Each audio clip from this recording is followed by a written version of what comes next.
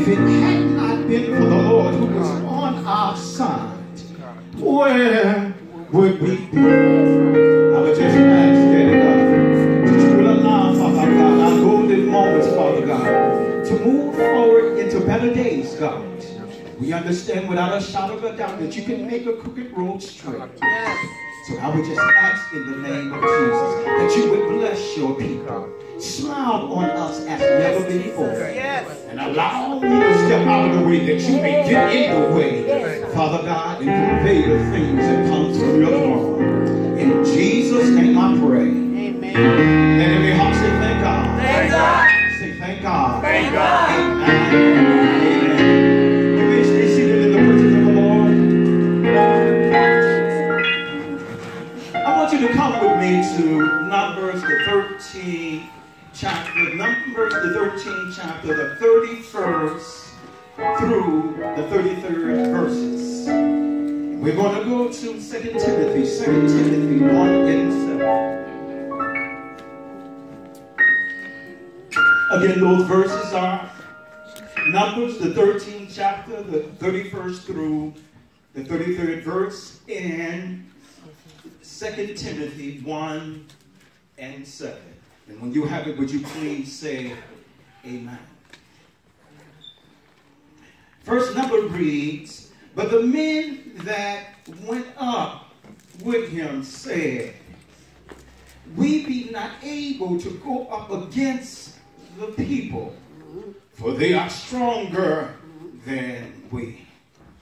They brought up an evil report of the land which they had searched unto the children of Israel, saying, the land through which we have gone to search it is a land that eateth up the inhabitants thereof. And all the people that we saw in it are men of great stature. Hallelujah. Yes. Lord. And there we saw the giants, the son of Anak, which comes of the giants. And we were in our own sight as grasshoppers. And so we were in their sight. And in 2 Timothy, it reads, for God has not given unto us the spirit of fear, but of power and of love, of sound mind. My thought on this morning is I'm stuck and I can't move. All right now. Can you repeat that with me? I'm stuck and I can't move. Give the Lord a hand clap. One of the most frustrating things in life is being stuck. The other week, Pastor Carolyn, she went to upgrade her cell phone. Hallelujah. And what should have been an in and out visit took up about 2 hours. Why? Because the data transfer became stuck. Hallelujah. Thank you, Lord. And it could not move. Hallelujah. You know how we get sometimes when our devices, we try to download them and they get stuck? It can sometimes push us over the edge. And even beyond that, in just our everyday life, we get stuck on materialism, stuck on being accepted. And some folks is stuck in a prison mentality. Yes. And even though we're in the 21st century, hallelujah, some of us are stuck in the 90s, the 80s, and even the 70s. We even sometimes become stuck spiritually. All right now. But the beauty about it is this, that as long as there's breath in our bodies, and no matter how long we've been stuck spiritually, God has the power. God has the power to complete his work in our lives. Can you say amen, people of God? Amen. There are many reasons we become stuck. However, there are two main reasons that I want to deal with today. One is fear, and the second one is lack of knowledge. Today I'm going to deal with fear. But before I move on, I just want to give you a background of Numbers 13. Moses chose 12 spies, one from each tribe, and sent the spies into the land of Canaan.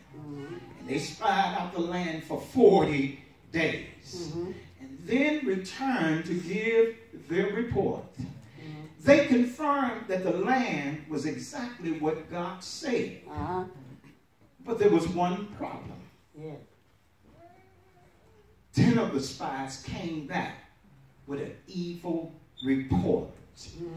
We be not able to go up against these people, for they are stronger, and I was their report. And we were in our own sight. Somebody say our own sight. Our own sight. As grasshoppers. How could they return with this conclusion? When God delivered them out of Egypt, God even opened up the Red Sea and congealed the waters that they would pass on dry ground. And not only that, what God basically did, he ended up sending them manna from heaven. Glory be to God. And spewed water out of a rock. So I have a question.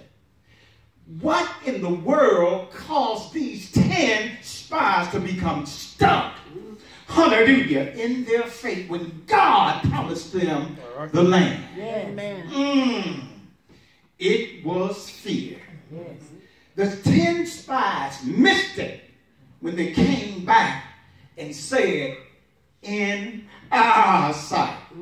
They became self-conscious rather than God-conscious. And by becoming self-conscious, doubt set up in and opened the door for fear to dominate. That's right. That's and right. bombard their thinking Yes.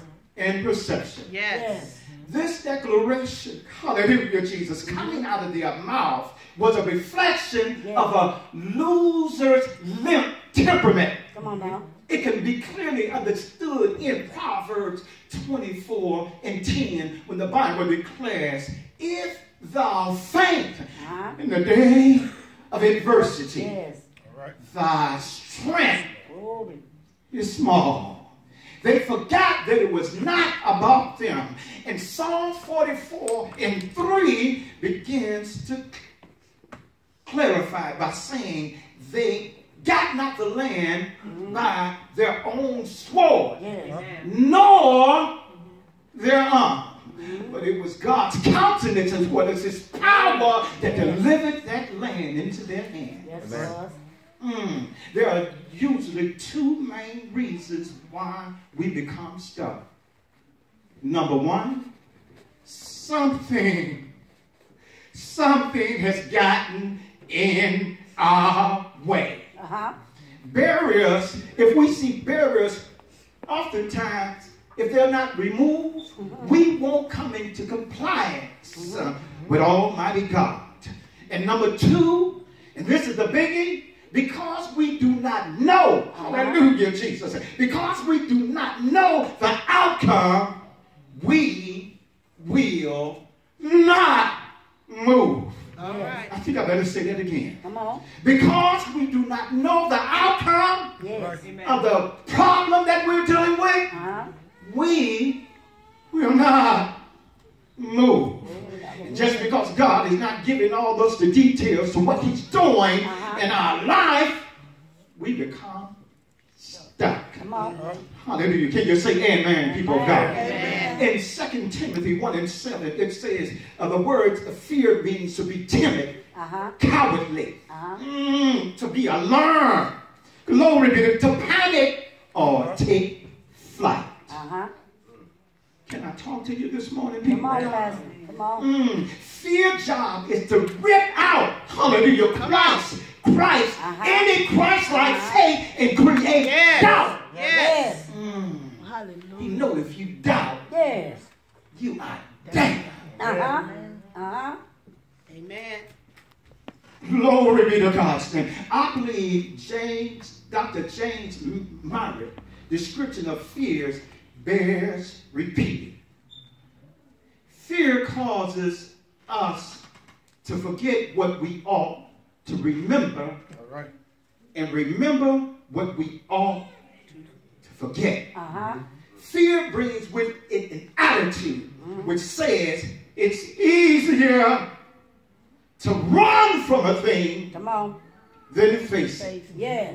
This is how we become the king and queens of excuses. Are there any relatives in your family or friends that you know that oftentimes always have an excuse? And do you not remember those men that Jesus Christ called and they wouldn't answer the calls because they had an excuse? Come on. Excuse, being the king of excuse is like quitting, giving up. Worrying is the groundwork for fear.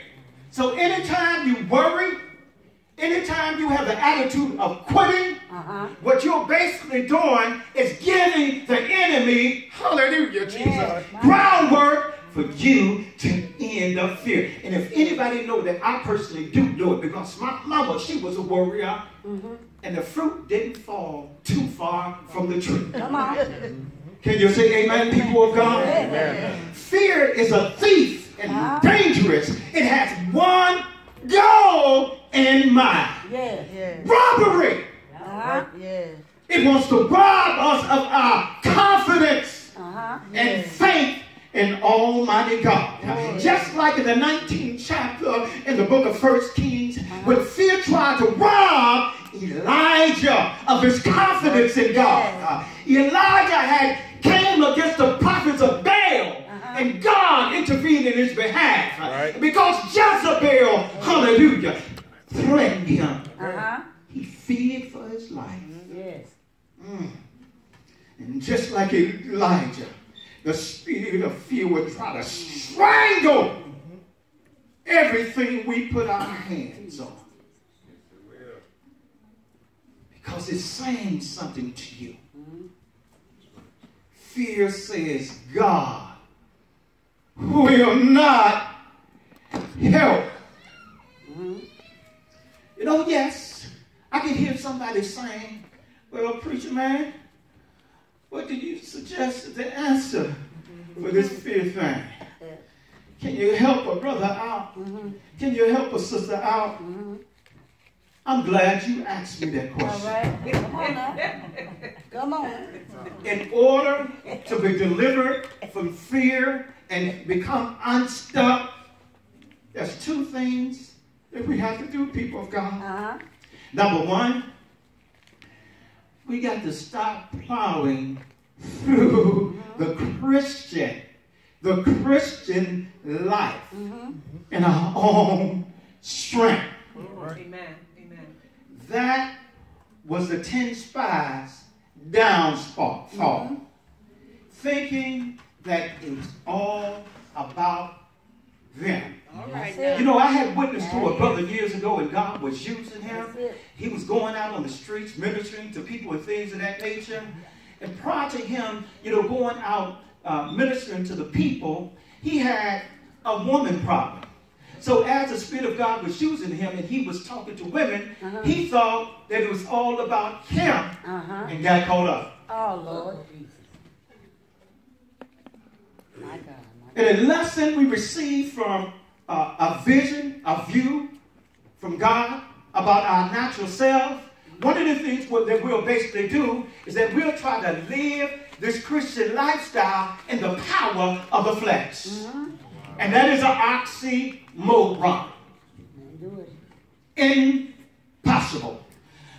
For in 2 Corinthians, if we go to 2 Corinthians, it gives us some insight regarding the mindset of a Christian. For it lets us know that our sufficiency or ability to do anything is of God. In other words, we are God's responsibility.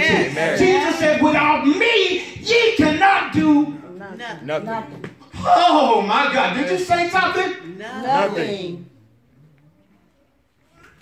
We cannot do nothing. And number 2, if you want to be delivered from fear, you got to have courage to live and never quit. Come on now. You got to have courage to live and never quit. Is there anyone out there that's saying, I'm stuck and I can't move? All right now.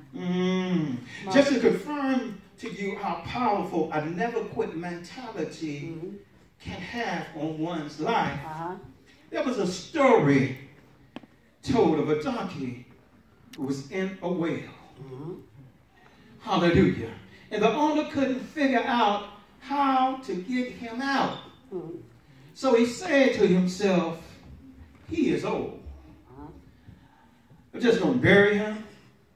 So he invited some of his neighbors over to help him fill the well with dirt.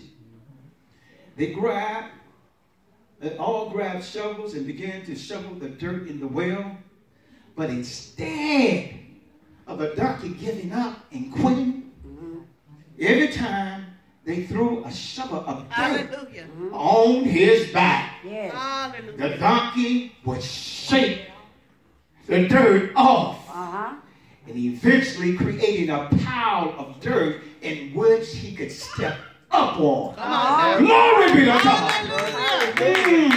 And pretty soon, to everyone's amazement, the donkey stepped up out of that well and trotted off. Hallelujah. So just like that donkey shook that dirt off his back. In a fearful situation, it was trying to take the donkey out. We got to do the same thing. Shake off doubt. Shake off fear. Shake off emotion. Shake off false perception of God. Whatever your fear is. God is challenging us today to shake it off. Somebody say shake it off. Shake it off. Oh, come on. You can say shake it off. Shake it off. Shake it off. Shake it off. Shake it off. Shake fear off, people of God. Because greater is He in us than he that the authority of the believers. We just receive Him, gave it power to become the sons of God. Hallelujah. A lot of us don't realize who we are in Christ. And while you're shaking it off, we need to hit the devil with something that he gets. We need to cut out fear. Glory be to God, by visiting the book of Psalms. For Psalms 21, 27 and 1 says, the Lord is my light and my salvation. Whom shall I fear? The Lord is the strength of my life. Whom shall I be afraid of? Glory be to God. And Psalms 91 and 7, it said, 1,000 shall fall at thy side, and 10,000 at thy right hand. But it shall not come nigh thee. All right now. Because no weapon. That's prosper. No weapon is formed against us. It's not about us, people of God. It's all about God. Yeah. That's it. Hallelujah. Yes, yes. It's all about God. Hallelujah. Just because we cannot see God does not mean that He's not. Amen. Thank you. You know, some of us, what we need to do is take John's advice. John said in 4:23, he said, those that worship the Lord must worship Him in spirit and truth. You know one of the reasons why a lot of us are kind of fearful? It's because we don't understand our spirituality. All right. You know, we're performance based. You know, prior to us getting saved, we were spooked out by Halloween. Oh, a ghost! And when we started talking about the Holy Ghost, we like, oh man, I ain't gonna. And we don't want, you know, we're alienated from that. But I want you to know something that you probably already know. God don't want to hurt us. No. Yes. He came here to help. Yes, He did. Amen. Yes, yes. Jesus. Jesus said, prepare me a body. And I'll go down Yes. and redeem. Man. In other words, deliverance. Yes. The only thing that He's trying to take from us is those things that we were never meant to have. Come on now. That's right. Can the church say amen? Amen. So in closing, I just want to say to you, God is on our side. People, no matter what the battle is, please know this without a shadow of a doubt. God got this. Yes, He does. Yeah. God got this. I know life has delivered you some blows, but those blows that God that was delivered to you in your life, Thank you, Lord. although it's personal, it's not about the blows or you. It's all about us standing still and seeing the salvation of the Lord. Everyone stand.